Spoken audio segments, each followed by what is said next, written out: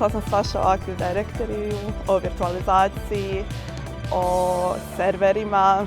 Počeli smo od nekakvog početka sa postavljanjem domena, dodavanjem usera. Group policy management, nekakva prava userima koje smo kreirali unaprijed. DNS i to sam znala samo teoretski, nikad nisam ja postavljala. Ono što sam znala prije akademije je bilo ništa.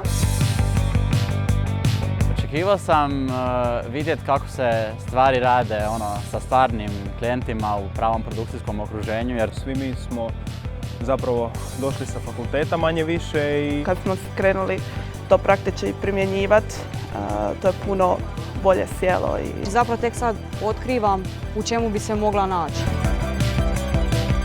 Mentori definitivno potiču samostalan rad, što mislim da je u redu. Ali će nas usmjeriti, to je zapravo ono što nam treba. Čemu poanta mentora ako ti da sva rješenja?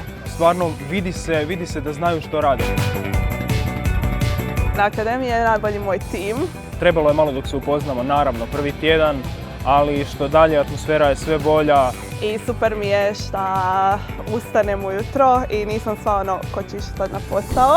Uvijek se dogodi da neko ide malo naprijed, neko malo kaska. Ta tri tima su, natječemo se jedni protiv drugih, a opet svi zajedno radimo, ne želimo napraviti da neko previše kiksa. Apsolutno, duh sveti i timski duh.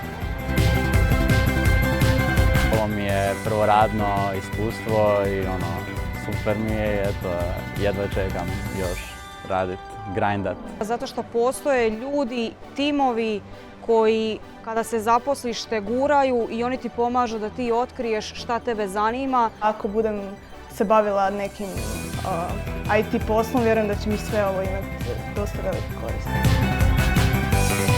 Dođite i izađite. Stvarno bih rekao izađite iz komfornosti, iz komfort zone, dođite u span i zaokružite se svoju karijeru.